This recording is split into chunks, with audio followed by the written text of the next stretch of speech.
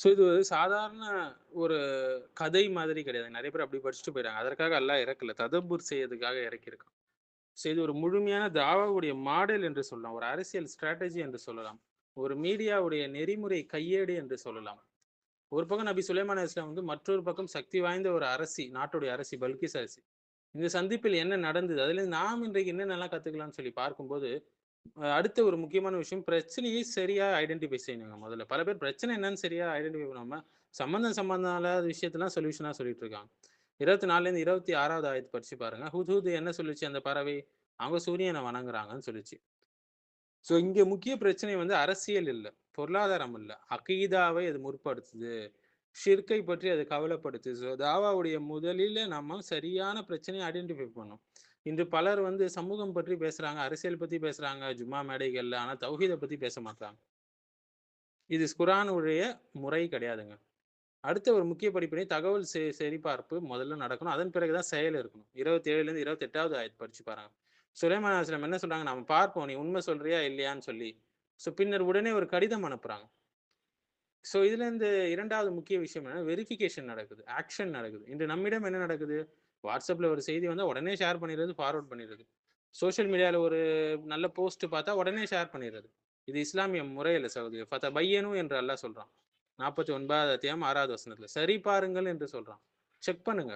So message எப்படி இருக்கணும்? ஒரு லெட்டர் மாடல் வந்து சுலைமான் அலைஹிஸ்ஸலாம் எழுதிய கடிதத்துல நமக்கு கிடைக்குதுங்க. ஸோ அல்லாஹ்வின் பெயர்ல ஆரம்பிக்கிறாங்க. பிஸ்மில்லா என்று. எனக்கு எதிராக நீங்க உயர்வு காட்டாதீங்க. அல்லாஹ்வுக்கு உட்பட்டு என்னிடம் கீழ்ப்படிந்து வாருங்கள் என்றெல்லாம் சொல்றாங்க அந்த கடிதம். அத நம்ம விரிவா பார்க்கணும் இன்ஷா அல்லாஹ். ஸோ சுருக்கமா இருக்கு, தெளிவாக இருக்கு, சிம்பிளா இருக்கு அந்த கடிதம். ஸோ தாவா வந்து ஒரு நீண்ட பேச்சு வளவளன்னு பயான் பண்ணிட்டு இருக்கிறது இல்லைங்க. கிளியரான மெசேஜ் தான் இம்பாக்ட்ட குடுக்கும். நபி ஸல்லல்லாஹு அலைஹி வஸல்லம் சஹாபாக்கள்லாம் பார்த்தீங்கன்னா, ரொம்ப கம்மி நேரம் தான் பேசியிருக்கிறாங்க, பயான் பண்ணியிருக்காங்க. நெறைய நேரம் அவங்க செயல்கள் மூலியமா தான் தாவா செஞ்சிருக்கிறாங்க. அடுத்த முக்கிய படிப்பினை என்னன்னா, ஆலோசனை ஷூரா ரொம்ப முக்கியம் இது. லீடர்ஷிப்போட ஸ்ட்ரென்த்த நம்ம பார்க்கலாம். 29லேருந்து 33வது ஆயத்து. ஏன்னா பல்கிஸ் ராணி என்ன செய்கிறாங்க பாருங்க. தனது அமைச்சர்களிடம் ஆலோசனை செய்றாங்க.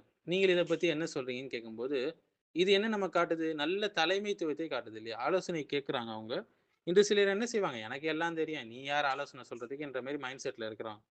எல்லாத்தையும் மஷூரால பேசிட்டு போய் என்ன செய்வாங்க? பின்னாடி புறம் பேசிட்டு இருப்பாங்க. அவங்க நெனச்சத நடைமுறைப்படுத்தணும்னு பார்ப்பாங்க. எனக்கு எல்லாம் தெரியுன்ற மைண்ட் செட். இது இஸ்லாமிய லீடர்ஷிப் தலைமைத்துவம் அல்ல. இது ஜாஹிலியாவுடைய லீடர்ஷிப் தலைமைத்துவம். அடுத்து ஜியோ பொலிட்டிக்கல் ரியாலிசம் நம்ம பார்க்கலாம். அடுத்த முக்கிய படிப்பினை என்ன? பெல்கிஸ் ராணி என்ன சொல்றாங்க? அரசர்கள் ஒரு ஊருக்குள்ள நுழைந்தாங்கன்னா, அதை வந்து என்ன செஞ்சுருவாங்க? நாசப்படுத்தி விடுவார்கள் என்று சொல்றாங்க. இது ஒரு Jio political realism. Jio political knowledge அவங்களுக்கு இருக்குது என்பதை காட்டுது. இது ஒரு மிகப்பெரிய ஒரு ஆழமான அப்சர்வேஷன் சகோதரர்களே. ஒரு பெண்ணாக இருந்தாலும் அவங்க எவ்வளோ கல்வியோடு இருக்கிறாங்க பாருங்க. அதான் இமாம் இப்னு தைமியா சொல்லுவாங்க, அவங்களுடைய ஃபத்வா தொகுப்புகள்ல, சில பெண்கள் வந்து நல்ல ஹிக்மத்தோடும், இல்மோடும் இருக்கிறாங்க, சில ஆண்களை விட என்று சொல்லுவாங்க. சரிங்களா? இந்த தாவா செய்யும்போது ஒருவருக்கு உலக அரசியல் புரிதல் இருக்கணுங்க. இல்லன்னா அவரு சரியான நிலையில அத கையாள மாட்டார். தவறா கையாண்டுடுவாரு. பிரச்சனைக்கு உட்பட்டு விடுவார் அவர். அவர் வந்து ரியாலிட்டி அந்த ஜியோபாலிட்டிக்கல் நாலேட்ஜ் இல்லன்னா, ரியாலிட்டிய அவர் புரிந்து கொள்ள மாட்டார். அடுத்து லஞ்சம் மூலியமா இன்ஃப்ளூயன்ஸ் பண்ண பார்க்குறாங்க. 35லேருந்து 37வது ஆயத்து. கிஃப்ட் அனுப்புறாங்க பில்கிஸ் ராணி. சுலைமான் அலைஹிஸ்ஸலாம் அத மறுக்கிறாங்க. அல்லாஹ் எனக்கு கொடுத்தது இத விட சிறந்தது சொல்றாங்க. இதுலேருந்து நமக்கு மிகப்பெரிய லெசன் என்ன கிடைக்குதுன்னா, ட்ரூத் கேனாட் பி பாட். சத்தியத்தை நம்ம வாங்கி விட முடியாது காசால. இன்று மீடியா என்ன செய்யுது? ஸ்பான்சர் இன்ஃப்ளூயன்ஸ் குடுக்குது. ஸ்காலர்ஸ் வந்து பொலிட்டிக்கல் பிரஷருக்கு உள்ளாகுறாங்க. சத்தியத்தை அவங்களால பேச முடியல இதனால. விற்கப்பட்டு விடுகிறார்கள் இல்லையா? ஆனா நபி வழிமுறை என்ன? காம்ப்ரமைஸே கிடையாது.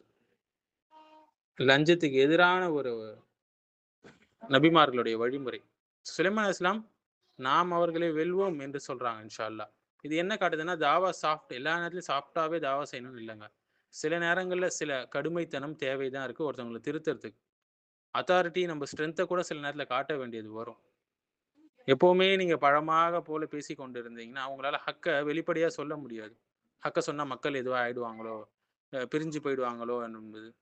ஹக்கை சொன்னால் மக்கள் பிரிய தான் செய்வாங்க. நல்லவர்கள், தீயவர்கள் என்பது யார் நமக்கு அப்பதான் பிரித்த பிறகு தான் தெரியும் நமக்கு.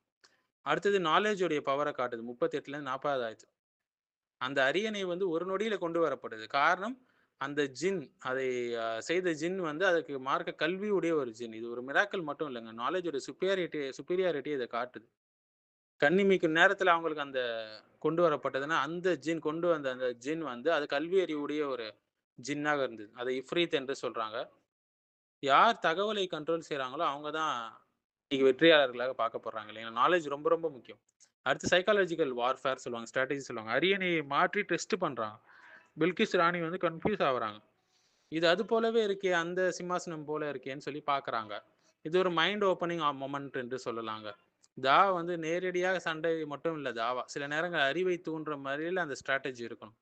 தடைகளை அகற்ற வேண்டும். இது முக்கியமான விஷயம். 43ல 44வது ஆயத்து. பல்கிஸ் ராணி ஏன் உடனே இஸ்லாமிய அவங்க ஏற்கல? கல்ச்சர் இருந்தது, பவர் இருந்தது, அவங்களுடைய பழக்கவழக்கங்கள் இருந்தது. ஆனா இறுதியில நான் அல்லாஹ்வுக்கு உட்படுகிறேன், கட்டுப்படுகிறேன் என்று சொன்னாங்க. ஸோ தாவால வந்து மனிதர்களுக்கான பேரியர்ஸ், தடைகளை நம்ம ரிமூவ் செய்யணுங்க. அப்பதான் ஈஸியா அவங்க சத்தியத்தை ஏற்றுக்கொள்வாங்க. இன்று வந்து மீடியா நரேட்டிவ்ஸ் நம்ம பார்க்கலாம். மக்கள கண்ட்ரோல் பண்ணுது. புரொபகண்டா வந்து உண்மைய மாத்துது. ஆனா குர்ஆனுடைய முறை என்ன? உண்மை இருக்கணும், சத்தியத்தை பேசணும், சரிபார்ப்பு நடக்கணும், ஒரு திட்டமிடல் இருக்கணும், ஹிக்மத்தோடு செயல்படணும், தௌஹீத் தான் தாவாவுடைய மையமாக இருக்கணும். ஸோ அன்புள்ள சகோதரர்களே, இந்த சம்பவம் நமக்கு நெறைய விஷயங்கள கற்றுக் கொடுக்குது. உண்மையை சரியாக எப்படி ஐடென்டிஃபை பண்ணணும், செய்திகளை எப்படி சரி பார்க்கணும், தாவா எப்படி திட்டமிட்டு செய்யணும், லஞ்சம், லஞ்ச அரசியல் இதற்கெல்லாம் எதிராக நம்ம எப்படி களம் இறங்கணும், லஞ்சத்தையும், பயசையும் எப்படி நம்ம மறுக்கணும், மக்களை பக்கம் அழகான முறையில் எப்படி அல்லாவை நோக்கி அழைக்க வேண்டும். உது இலா சபிலி ரப்பிக்க பில் ஹிக்மா என்று ஏற்கனவே பார்த்தோம்ல. ஞானத்தோடு அழைக்கணும். அதுதான் வெற்றியுடைய பாதை. இல்மோடு சேர்ந்து ஹிக்மத் ஞானமும் வரும்போது, சரியான முறையில தாவா வந்து ரீச் ஆகும். ஸோ இந்த விஷயங்கள் மூலியமாக நம்ம ஜியோபொலிட்டிக்கல் பெனிஃபிட்ஸ் ஆகட்டும், மேலும் இந்த ஆயத்துகள் மூலியமா நமக்கு வந்து மீடியா கண்ட்ரோல் எப்படி இருக்கணும், அதற்கான ஒழுங்குகள் என்ன, நெறிமுறைகள் என்ன, எதிரிகளுடைய இந்த அட்வர்சரி என்று சொல்லுவாங்க. எதிரிகளுடைய கூடிய அச்சுறுத்தல்களை எப்படி நம்ம நிர்வகிக்கணும், இது போன்ற பல படிப்பினைகள் நவீன உலகத்துக்கு இருக்குங்க.